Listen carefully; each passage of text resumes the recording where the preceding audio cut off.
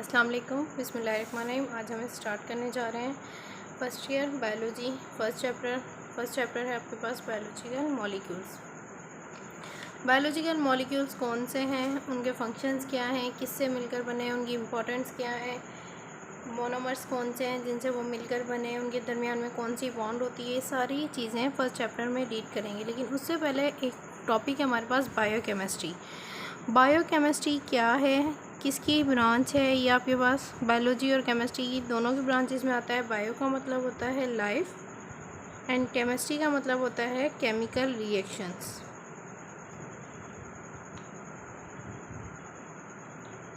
Chemical reaction से हमारा जो लिविंग बॉडी के अंदर हर every living bodies, animals, human beings, उनके अंदर जो केमिकल रिएक्शंस हो रहे हैं, फॉर एग्जांपल ग्लूकोज से ग्लाइकोजिन बन रहा है, इंसुलिन का बनना, उसको कन्वर्ट करना, डिफरेंट टाइप्स के हार्मोन्स, ग्लैंड्स, उनके सारे काम आपके पास केमिकल रिएक्शंस में आते हैं। उनकी ज़िंदगी में क्या इंपॉर्टेंस है वो सब बायोकेमिस्ट्री में रीड आउट किया जाता है। वैसे भी biochemistry DNA, enzymes, protein synthesis, control of all the mechanism is provide the information about the process carry out the living organisms. अगर एक वर्ड में हम इसके डेफिनेशन बताएं एक सेंटेंस में, तो it's provide information about the all process carry out in living organisms. Of different types के प्रोसेस हैं डीएनए ऑफ फॉर एंजाइम्स, ठीक है, प्रोटीन सिंथेसिस, प्रोटीन का बनना, ट्रांसक्रिप्शन, ट्रांसलेशन, ये सब हमारे पास आता है बायोकेमिस्ट्री में। नेक्स्ट है chemical composition of cell. Chemical composition में जो एक सेल है उसमें 70 to 90% होता है वाटर, 70 to 90% वाटर। अगर ये वाटर सेल से एवापोरेट हो जाए, रिमूव हो जाए, तो बाकी जो सेल के पास बचता है उसे कहते हैं ड्राई वेट। और ड्राई वेट 70 to 90% वाटर, और अगर ये वाटर एवापोरेट हो जाए तो उसे कहा जाता है ड्राई वेट्स। ड्राई वेट्स में क्या होते हैं, बायोमोलिक्यूल्स होते हैं। अब वो बायोमोलिक्यूल्स किन 6 इंपॉर्टेंट एलिमेंट से मिलकर बने हुए होते हैं, वो है carbon, hydrogen, oxygen, nitrogen, phosphorus and sulphur. ये 6 इंपॉर्टेंट बायोमोलिक्यूल्स हैं जो बनाते हैं, एलिमेंट्स हैं जो आपके पास बायोमोलिक्यूल्स बनाते हैं। तो ये पॉइंट याद रखिएगा। 70 to 90% जब वाटर एवापोरेट हो जाए तो उसे कहते हैं ड्राई वेट, और ड्राई वेट्स में बायोमोलिक्यूल्स आते हैं। वो 6 एलिमेंट्स पे डिपेंड करते हैं, डिफरेंट टाइप्स के, जैसे कार्बोहाइड्रेट्स हो गया, वो आपके पास कार्बन, हाइड्रोजन, ऑक्सीजन से मिलकर बना है। फर्स्ट है the form of approximately 98% of the biomolecules. तो ये जो 6 हैं, 98% बायोमोलिक्यूल्स इन्हीं से मिलकर बने हुए होते हैं। Fundamental types of biomolecules. Biomolecules की तकरीबन 5 टाइप्स हैं जो इस चैप्टर में रीड आउट करेंगे। फर्स्ट है carbohydrates, proteins, lipids, nucleic acid, and last one is conjugated molecules. Carbohydrates की बात करें तो इसकी 2 टाइप्स होती हैं। ये टेबल आपके पास पूरे चैप्टर की समरी है कि पूरे चैप्टर की समरी में हम किस बारे में रीड आउट करेंगे, कौन से बायोमोलिक्यूल्स हैं, उनके दरमियान में लिंकेज क्या है। अगर बात करें फर्स्ट कार्बोहाइड्रेट्स, तो फर्स्ट कार्बोहाइड्रेट्स आपके पास ऑर्गेनिक कंपाउंड्स हैं जिसकी मजीद 2 टाइप्स हैं, ओलिगो एंड पॉलीसेक्राइड। ओलिगोसेक्राइड्स या कार्बोहाइड्रेट्स के मोनोमर्स जिससे मिलकर वो बना होता है वो होते हैं मोनोसेक्राइड्स। इनके दरमियान में जो बॉन्ड होती है वो है ग्लाइकोसाइडिक लिंकेज। मतलब ये जो 2 मोनोसेक्राइड आपस में ज्वाइंट होते हैं, फर्स्ट मोनोसेक्राइड, सेकेंड मोनोसेक्राइड, जिस बॉन्ड के ज़रिए ज्वाइन होंगे मोनोसेक्राइड, मतलब कार्बोहाइड्रेट की जो बॉन्ड होगी वो आपके पास है ग्लाइकोसाइडिक लिंकेज। नेक्स्ट है प्रोटीन। प्रोटीन जो है उसके मोनोमर्स या स्मॉलेस्ट यूनिट जिससे वो मिलकर बने हैं अमाइनो एसिड्स, और उनके दरमियान में जो बॉन्ड होगी वो है पेप्टाइड बॉन्ड। 2 अमाइनो एसिड्स, ये एक अमाइनो एसिड, दूसरा, इनके दरमियान में जो बॉन्ड है, और 2 अमाइनो एसिड्स के दरमियान में एक पेप्टाइड बॉन्ड होगी। लिपिड्स के टाइप्स आती हैं, फैट्स एंड ऑयल्स, फास्फोलिपिड्स, ट्रिप्टोफैट्स। अगर इनकी मोनोमर्स की बात करें तो ग्लाइसरॉल एंड फैटी एसिड्स इसके मोनोमर्स हैं। इनके दरमियान में जो बॉन्ड होती है वो होती है ईस्टर बॉन्ड। तीनों की लिंकेज, तीनों की बॉन्ड्स लाजमी याद होनी चाहिए। अमाइनो एसिड्स मोनोमर्स हैं, ये भी लाजमी पता होना चाहिए। किसके मोनोमर्स हैं, प्रोटीन्स के। मोनोसेक्राइड्स किसके मोनोमर्स हैं, कार्बोहाइड्रेट्स के। बॉन्ड कौन सी है कार्बोहाइड्रेट्स में, ग्लाइकोसाइडिक। प्रोटीन कौन सी है, प्रोटीन में मोनोमर्स कौन से हैं, अमाइनो एसिड। बॉन्ड कौन सी है, पेप्टाइड बॉन्ड। नेक्स्ट है न्यूक्लिक एसिड। न्यूक्लिक एसिड में डीएनए, आरएनए, 2 टाइप्स आती हैं। डीएनए का फार्मूला होता है C5H10 O4। एक 4 डीऑक्सी का मतलब ये होता है रिमूवल ऑफ ऑक्सीजन। तो एक 4 रिमूव हो जाता है कम हो जाता है डीऑक्सीराइबोन्यूक्लिक एसिड में जब वो बॉन्डिंग करता है। आरएनए का फॉर्मूला है C5H10O5, इसमें ऑक्सीजन कंप्लीट होता है, इसकी फुल फॉर्म है राइबोन्यूक्लियोटाइड्स। नेक्स्ट वन है, इनके दरमियान में जो बॉन्ड होती है उसे कहा जाता है फॉस्फोईस्टर लिंकेज।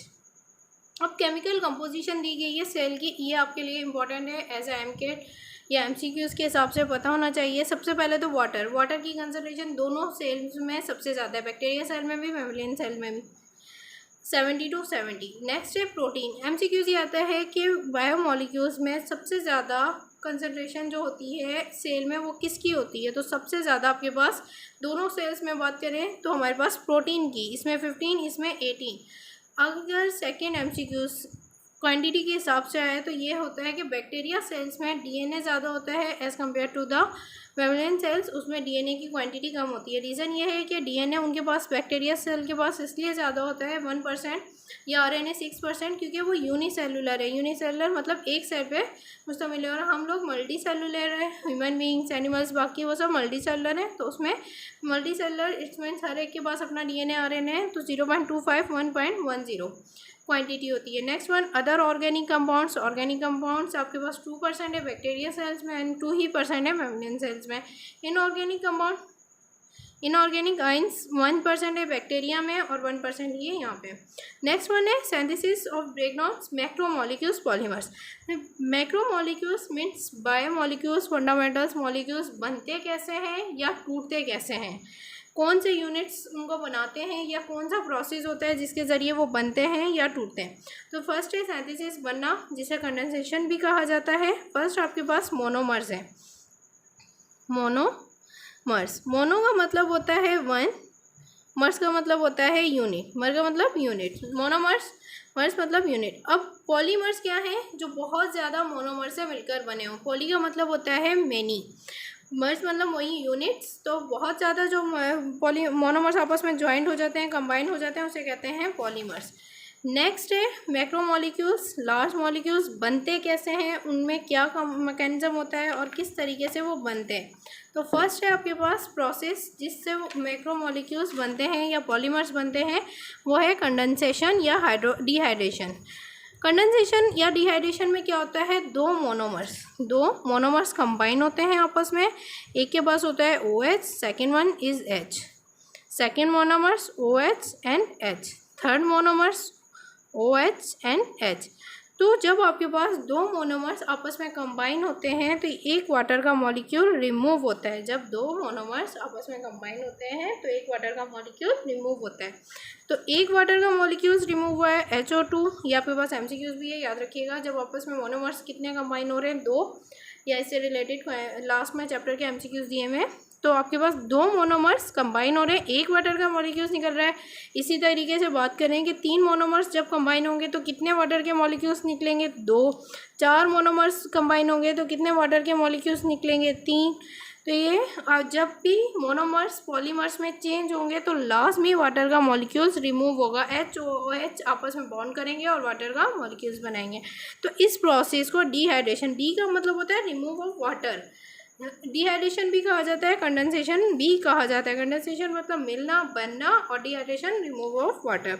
सेकंड है ब्रेकडाउन ऑफ मैक्रोमोलिक्यूल्स। अगर इन मैक्रोमोलिक्यूल्स को तोड़ना है या किस तरीके से तोड़ा जाएगा, इनसे एनर्जी कैसे हासिल की जाएगी, तो सिंपलेस्ट उसमें आप वाटर का मॉलिक्यूल्स ऐड करवा दो। इसको हाइड्रोलाइसिस इसलिए ही कहा जा रहा है। हाइड्रो का मतलब होता है वाटर, लाइसिस मतलब तोड़ना, ब्रेकडाउन करना। तो जब आप इसमें वाटर ऐड करवाओगे इसकी हाइड्रोलाइसिस होगी और मैक्रोमोलिक्यूल्स जो हैं, लार्ज मॉलिक्यूल्स, वो आपके पास उसके अपने मोनोमर्स में चेंज हो जाएंगे। अगर फॉर एग्जांपल हम कार्बोहाइड्रेट की बात करें, उसकी हाइड्रोलाइसिस करवाएंगे तो वो किस में चेंज होगा, मोनोसेक्राइड में। लिपिड्स की बात करें, फैट्स एंड ऑयल्स। प्रोटीन की बात करें, जब उसकी हाइड्रोलाइसिस होगी तो वो चेंज होगा प्रोटीन्स, अमाइनो एसिड्स में। ये कुछ मेन पॉइंट्स है। फर्स्ट लेक्चर यहाँ तक हमारा ये हाइड्रोलाइसिस के बारे में लिखा हुआ है। मोनोमर्स जो ब्रेकडाउन होते हैं, एनर्जी देते हैं। उनके बारे में लिखा गया है। लेकिन नेक्स्ट है मेटाबॉलिज्म। पता होगा मेटाबॉलिज्म आपके पास टूट फूट जो अमल होता है, खाते हैं, दो टाइप्स होती हैं, एनाबॉलिज्म्स, कैटाबॉलिज्म्स। एना में फॉर्मेशन होती है, कैटा में ब्रेक डाउन होता है, डाइजेशन होती है। डाइजेशन भी किस तरीके से होगी, break down the macromolecules into the monomers by hydrolysis. ठीक है, आपने कोई बड़ा मॉलिक्यूल्स दिया या बनना है तो वही प्रोसेस ऑफ कंडेंसेशन, तो ये सारा यही प्रोसेस है। नेक्स्ट है इंपॉर्टेंस ऑफ वाटर। इंशाल्लाह कल के लेक्चर में इसको कंटिन्यू करेंगे। इस लेक्चर में कोई सवाल हो तो प्लीज़ कमेंट करके पूछ लीजिएगा। ये सारे इंपॉर्टेंट्स हैं आपके पास as a entry test. MCQs जो आपने एमकेट ईकेट के सॉल्व करने हैं वो आपके इन्हीं बुक से आएंगे, क्योंकि ये बुक्स टेस्ट एडिशन है। Thank you.